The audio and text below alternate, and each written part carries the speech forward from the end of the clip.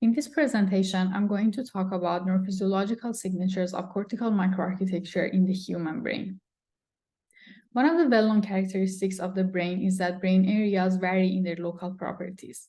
So there is this regional heterogeneity across the brain. If we take two regions, such as nodes A and B, from different parts or from different functional systems and take a closer look at their local properties, we see that these two areas have different morphometric features, cytoarchitecture, gene expression, and temporal features. Interestingly, most of these properties display a hierarchical organization across the cortex. This hierarchy of processing goes from distinct unimodal to integrative transmodal regions and separates sensory motor cortex from association cortex in diverse neurobiological properties. The variation in molecular and cellular properties such as gene expression and myelination, along with the heterogeneity of local circuit properties, together shape large-scale functional dynamics, which can be captured and measured by examining neurophysiological brain activity and time series properties, such as looking at MEG signal. In this study, our goal was to investigate these regional dynamics and their relationship with the underlying cortical microarchitecture. Several studies have studied this regional heterogeneity and have related these to other microarchitectural features. However, they have mainly focused on a single or a small set of features of interest, often mapping single microarchitectural features to single dynamical features. But here we aim to comprehensively characterize the dynamical signature of neurophysiological activity and relate it to the underlying microarchitecture by integrating multiple multimodal maps of human cortex. So instead of manually selecting a small number of features of interest, we use extensive sets of dynamical and microarchitectural features using data-driven approaches. We first perform time series phenotyping analysis to obtain maps of dynamical properties.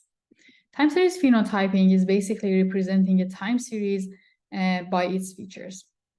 This can be done by extracting several features from a time series. In this project, I used the highly comparative time series analysis toolbox, or the HCTSA toolbox, to extract over 6,000 time series features from resting state MEG data. These features include measures related to data distribution, such as median and skewness of the data distributions, measure of temporal dependency and correlation properties, such as autocorrelation and measures of fluctuation analysis, and other measures such as parameters of time series forecasting models and stationarity of the time series. So we can have time series data of different conditions or from different sources, or for example, even from the same condition, but from different brain areas, and perform time series phenotyping analysis and basically replace time series with their feature vectors. And we can then use the time series properties to identify discriminative features and ask whether different data sources vary in their dynamical properties.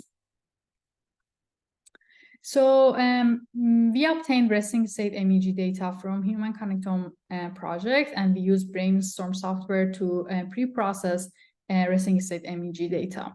We then use HCTSA toolbox to estimate a comprehensive set of time series features for each brain regions, and we extracted over 6,000 time series features per region.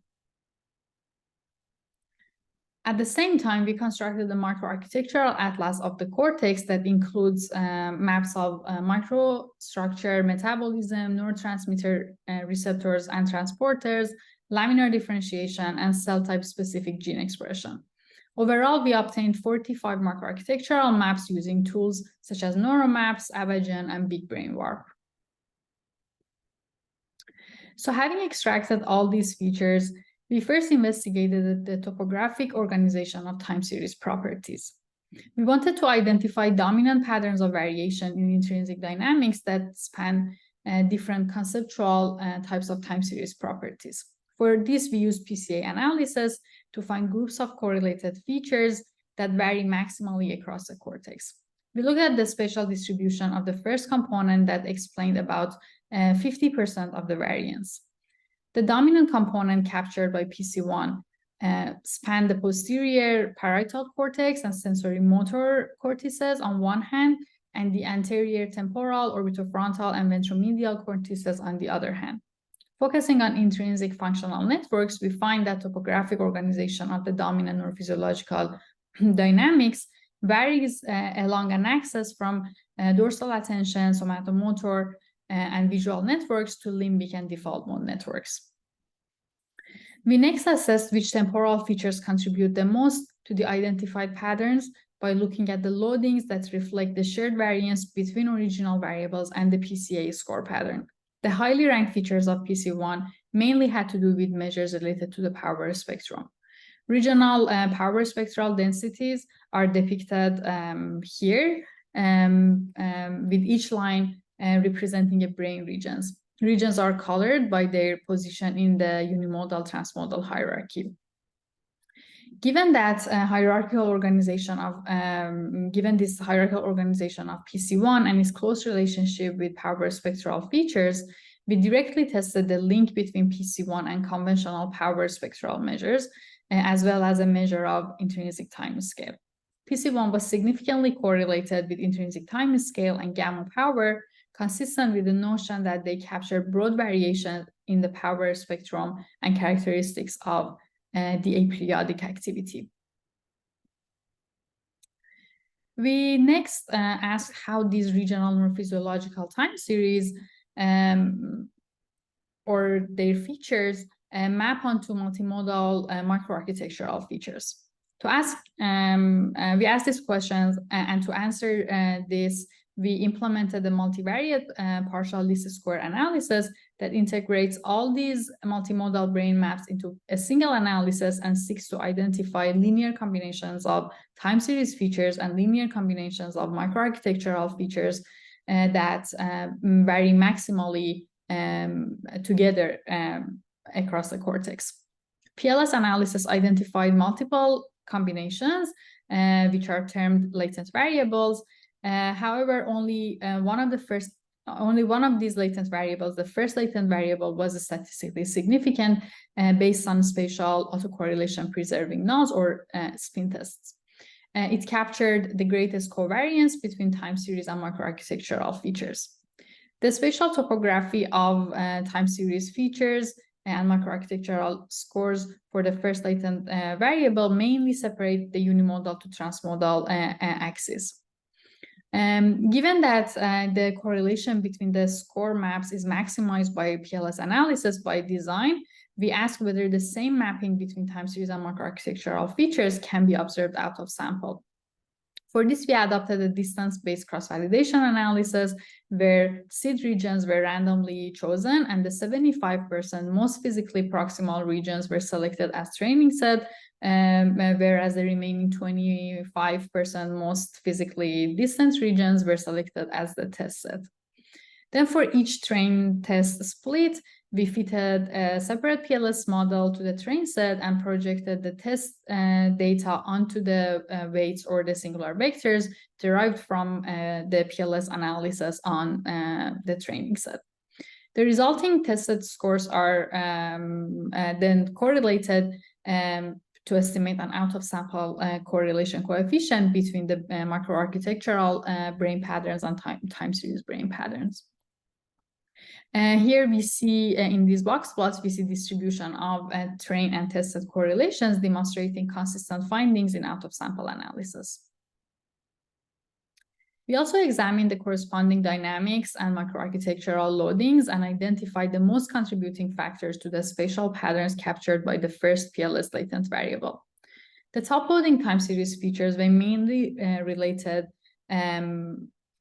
to measures of self-correlation or predictability of the MEG signal.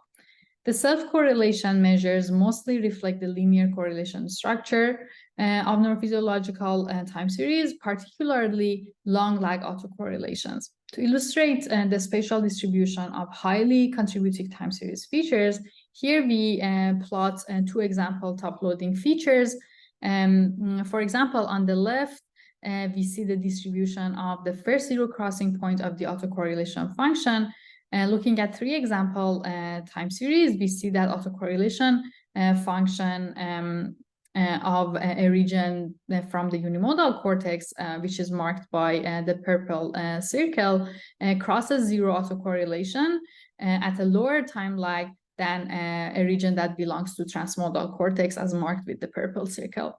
And this suggests that there is faster autocorrelation decay and longer correlation length in transmodal cortex than in unimodal cortex. Another example is the linear autocorrelation of the MEG signal itself at longer time lags, such as autocorrelation at a lag of 48 milliseconds, demonstrating lower autocorrelation in unimodal cortex and higher autocorrelation in transmodal cortex.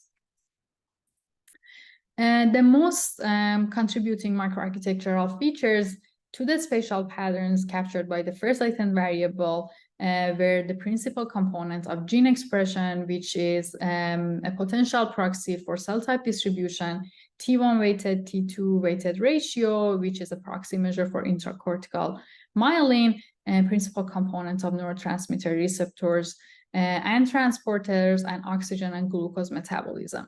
We also find high contributions from specific neurotransmitter receptor and transporters, in particular metabotropic, serotonergic, and dopaminergic receptors, as well as from cell type specific gene expression of oligodendrocyte precursors that are involved in myelinogenesis. Altogether, this analysis provides a comprehensive chart or lookup table of how microarchitectural and time series feature map to one another. And these results demonstrate that cortical variation in multiple microarchitectural attributes manifest as a gradient of time series properties of neurophysiological activity, particularly the properties that reflect the wrong range self-correlation structure of the signal. So in summary, using unbiased data-driven analysis of spontaneous brain activity, we identify dynamical signatures of cortical microarchitecture. Dominant axis of neurophysiological dynamics reflects characteristics of power spectrum density and linear correlation structure of the signal. Spatial variation in neurophysiological dynamics is co-localized with multiple microarchitectural features.